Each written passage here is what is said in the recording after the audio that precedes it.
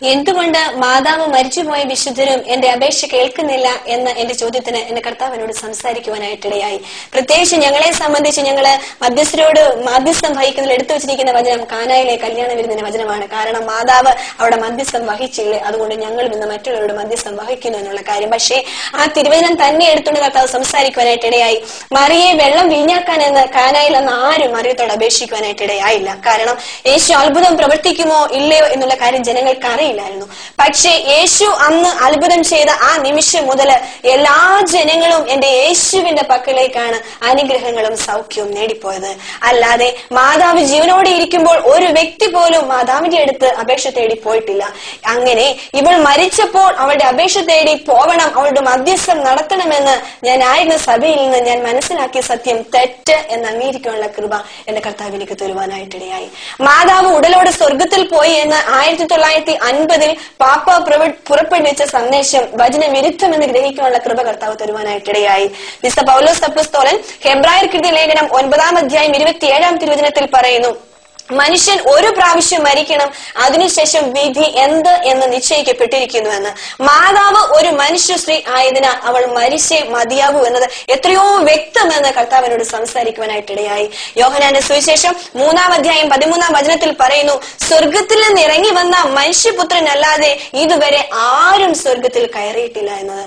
ഇതുവരെ ആരും സ്വർഗത്തിൽ കയറിയിട്ടില്ല എന്നുള്ളത് എന്റെ യേശു ക്രിസ്തുവിന്റെ വചനമാകയാൽ മാതാവ് ഉടലോട് സ്വർഗത്തിൽ പോയി ഇന്നും സ്വർഗരാജ്ഞായി ഇരിക്കുന്നു എന്ന ഊഹം ശരിയല്ലെന്ന് ധരിക്കുവാനുള്ള കൃപ കർത്താവ് തന്നു. കാരണം അന്ത്യകാഹളം മുഴങ്ങുമ്പോഴാണ് അക്ഷയായി ശരീരത്തിന് രൂപാന്തരം വന്ന് ഉയർക്കുന്നത്.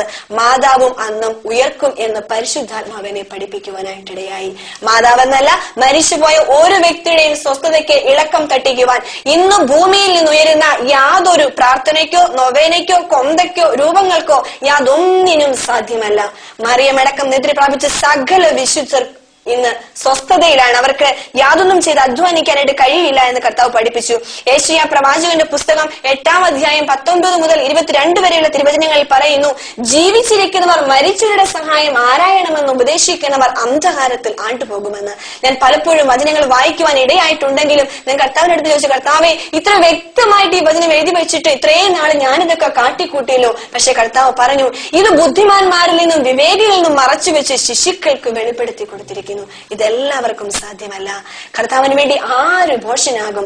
എന്റെ കർത്താവ് വചനത്തിലൂടെ ഇടപെട്ടതിനാൽ ഗീവർഗീസ്, അന്തോനീസ്, യൂദ, മാതാവ്, ഔസേപ്പ് തുടങ്ങിയവരോടുള്ള മധ്യസ്ഥത ഉപേക്ഷിച്ചുകൊണ്ട് എന്നേക്കും ജീവിക്കുന്ന എന്റെ യേശു ക്രിസ്തുവിനോട് മാത്രം മധ്യസ്ഥം വഹിക്കാനുള്ള വൻ ഭാഗ്യം എന്റെ കർത്താവിന് കിട്ടും. ദൈവത്തിന്റെ വചനത്തിൽ അങ്ങനെയാണല്ലോ പറഞ്ഞിരിക്കുന്നത്. തീർച്ചയായും തീർച്ചയായും ഏക മധ്യസ്ഥൻ ഒരുവനേ ഉള്ളൂ.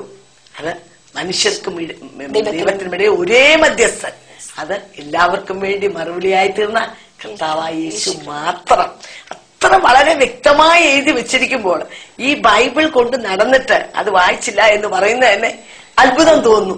എന്ന് പറഞ്ഞാൽ സിസ്റ്റർ പറഞ്ഞ വളരെ വാസ്തവമാണ്. വലിയവരെന്ന് കാണുന്ന അനേകർക്ക് ഈ സത്യം മറച്ചിട്ട് ഒന്നുമില്ലാത്ത സാധാരണക്കാരായ ശിശുക്കൾക്ക് ഈ വലിയ സത്യം കർത്താവ് വെളിപ്പെടുത്തി കൊടുത്തിരിക്കുക. പിന്നെ ഒരു കാര്യം ചോദിച്ചോട്ടെ, ഇപ്പം പലരും ചോദിക്കുന്നു ഒരു ചോദ്യമാ, ഈ വിശ്വാസികൾ എന്ന് പറയുന്നവർ അമ്മയില്ലാത്തവരാ എന്നൊരു പറയാറുണ്ട്. അതിനെക്കുറിച്ച് എന്താ സിസ്റ്റർ അഞ്ജലിക്ക് പറയാനുള്ളത്? തീർച്ചയായിട്ടും ആദ്യകാലങ്ങളിലൊക്കെ പെന്തിക്കോസ്തുകാർ, പ്രത്യേകിച്ച് സിസ്റ്റേഴ്സിനെ കത്തോലിക്കരെ കാണുമ്പോൾ പറയും, മാതാവ് എന്ന് പറയുന്നത് മൊട്ടത്തോടാണെന്ന് പറഞ്ഞ് അധിക്ഷേപിക്കുന്ന ഒരു കാലം ഉണ്ടായിരുന്നു. പക്ഷെ ഇന്ന് ബൈബിളിൽ അംഗീകരിക്കാവുന്ന അനുകരിക്കാവുന്ന ഏറ്റവും സ്ത്രീകൾക്ക് അനുകരിക്കാവുന്ന ഏറ്റവും നല്ലൊരു വ്യക്തി മാതാവാണ്. പക്ഷെ മാതാവിന് കൊടുക്കേണ്ട സ്ഥാനമുണ്ട്, എന്റെ ദൈവത്തിന് കൊടുക്കേണ്ട സ്ഥാനമുണ്ട്. ദൈവമാണ് സകല സ്തുതിക്കും സകല ആരാധനയ്ക്കും സകല പുകഴ്ചയ്ക്കും യോഗ്യൻ. അപ്പോൾ ആദരവ് കൊടുക്കണം, ആരാധന കൊടുക്കേണ്ട ആവശ്യമില്ല. എന്ന് പറഞ്ഞാൽ ദൈവം ഒരുവൻ, ദൈവത്തിന് ഏക മധ്യസ്ഥൻ യേശു ക്രിസ്തു മാത്രം. അപ്പൊ ആരാധന ഒരിക്കലും മാതാവ് ആഗ്രഹിക്കുന്നുമില്ല, ചോദിക്കുന്നുമില്ല, അല്ലേ? തീർച്ചയായിട്ടും. അപ്പം നിശ്ചയമായും ഈ ഇങ്ങനെ പല ചിന്താഗതിയുള്ളവരുണ്ട്. എന്താ ഈ വിശ്വാസികൾ എന്ന് പറയുന്നവര് അമ്മയെ ആരാധിക്കാൻ അമ്മയില്ലാത്തവരാണല്ലോ? എന്നോടും പലരും ചോദിച്ചിട്ടുണ്ട്. അങ്ങനെയുള്ള പ്രേക്ഷകരോട് ഇതിനുള്ള ബന്ധത്തിൽ എനിക്ക് പറയാനുള്ളത്, ഒരാളെ അനുകരിക്കുന്ന കാര്യം ഈ അനുകരിക്കുന്നവരല്ല പറയേണ്ടത്, അത് കണ്ടു നിൽക്കുന്നവരാ പറയേണ്ടത്. ഇപ്പം നിശ്ചയമായും അമ്മ ഉണ്ടോ ഇല്ലയോ എന്നുള്ള കാര്യം അവരുടെ പ്രവൃത്തിയിൽ നിന്നാണ് വെളിപ്പെട്ട് വരേണ്ടത്. മാതാവ് ചെയ്ത കാര്യങ്ങൾ ചെയ്യുവാൻ മുമ്പോട്ട് വരുന്നവരാണ് മാതാവിനെ അനുകരിക്കുന്നവനെ.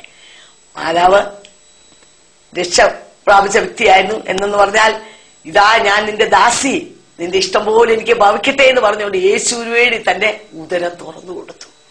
അത് മാത്രമല്ല, പെന്തിക്കോസ് പെരുന്നാൾ ദിവസം ശിഷ്യന്മാരോടൊപ്പം 120 പേരുടെ കൂട്ടത്തിൽ പ്രിയ മാതാവ് ഉണ്ടായിരുന്നു. അവരെല്ലാവരും കൂടെ ഒരുമിച്ച് നിന്ന് പ്രാർത്ഥിച്ചു, ആത്മാവിൽ നിറഞ്ഞു, അന്യഭാഷയിൽ സംസാരിച്ചു. അങ്ങനെ തന്റെ ജീവിതത്തിന്റെ മാതൃക പിൻപറ്റുന്നവരാണ് തന്നെ യഥാർത്ഥമായി അനുകരിക്കുന്നവർ.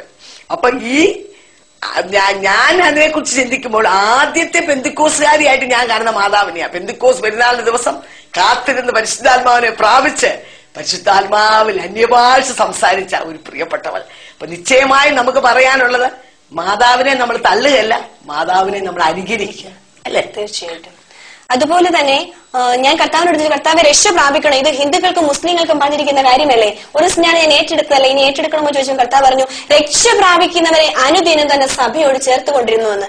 ഈ 21-ാം നൂറ്റാണ്ടിലും രക്ഷ പ്രാപിക്കുന്നവരെ തന്നെ സഭയോട് ചേർക്കാനാണ് കർത്താവ് വരുന്നത്. പ്രധാനമന്ത്രിയായാലും പോപ്പായാലും ധ്യാനഗുരുവായാലും കന്യാസ്ത്രീ ആയാലും ആരായാലും രക്ഷിക്കപ്പെട്ടാൽ മാത്രമേ കർത്താവ് തന്നെ സഭയോട് ചേർക്കുന്നുള്ളൂ എന്നത് കർത്താവ് എന്നെ പഠിപ്പിച്ചതിനാൽ ഞാൻ പലപ്പോഴും ഞങ്ങളുടെ സഭയിൽ നിന്ന് ഞാൻ ചെയ്തു കൂട്ടിയ പാരമ്പര്യങ്ങളായ ശിശുസ്നാനം, സ്ഥൈര്യലേപനം, പട്ടം, സ്വരൂപവണക്കം, കൊന്ത, പെരുന്നാളുകൾ, അനേക മധ്യസ്ഥർ, ശുദ്ധീകരണ സ്ഥലം ഇവയൊക്കെ ഉണ്ടെന്നുള്ള വിശ്വാസം യേശു കൽപ്പിച്ചിട്ടില്ലെന്നും ശിഷ്യന്മാർ പഠിപ്പിച്ചിട്ടില്ലെന്നും ആദിമസഭ ചെയ്തിട്ടില്ലെന്നും പഴയ നിയമത്തെ നിഴലില്ലെന്നും ലേഖനങ്ങളിൽ ഉറപ്പിച്ച് പറഞ്ഞിട്ടില്ലെന്നും ബോധ്യമായതിനാൽ പരിശുദ്ധാത്മാവ് എന്നെ പഠിപ്പിച്ചതിനാൽ യേശു കൽപ്പിച്ചിട്ടുള്ളതും ശിഷ്യന്മാർ പഠിപ്പിച്ചിട്ടുള്ളതും ആദിമസഭ ചെയ്തിട്ടുള്ളതും പഴയ നിയമത്തിൽ നിഴലുള്ളതും ലേഖനങ്ങളിൽ ഉറപ്പിച്ച് പറഞ്ഞിട്ടുള്ളതുമായ യേശു ക്രിസ്തുവിനോട് ചേരുന്ന വിശ്വാസ സ്നാനം ഏൽക്കുവാനുള്ള ഭാഗ്യം എന്റെ കർത്താവ് എനിക്ക് തരുവാനായിട്ടിടയായി. ഇന്ന് സത്യത്തിലും ആത്മാവിലും ആരാധിക്കുന്ന ദൈവമക്കളോട് ഒന്നു ചേർന്ന് എന്റെ സത്യദൈവത്തെ ആരാധിക്കുവാൻ, ആത്മാവിലും സത്യത്തിലും ആരാധിക്കുവാൻ 26 വർഷം 2 കണ്ണുണ്ടായിരുന്നിട്ടും അന്ധനായി ജീവിച്ചിരുന്ന എന്റെ ജീവിതത്തെ എന്റെ ദൈവാത്മാവ് ഇടപെടുവാൻ തയ്യാറായപ്പോൾ ഒരു പുതിയ വ്യക്തിയായി രക്ഷ പ്രാപിച്ച് വീണ്ടും ജനിച്ച് പുതിയ സൃഷ്ടിയായ നിമിഷം മുതൽ 26 വർഷം ഞാൻ പല തീർത്ഥാടനങ്ങൾ നടത്തിയിട്ടും പുണ്യപ്രവൃത്തികൾ ചെയ്തിട്ടും ലഭിക്കാത്ത ആത്മീയ സന്തോഷവും ആനന്ദവും ഈ 8 മാസം കൊണ്ട് എനിക്ക് അനുഭവിക്കുവാനായിട്ടിടയായി. എന്റെ സത്യദൈവം എനിക്ക് തരുവാനായിട്ടിടയായി.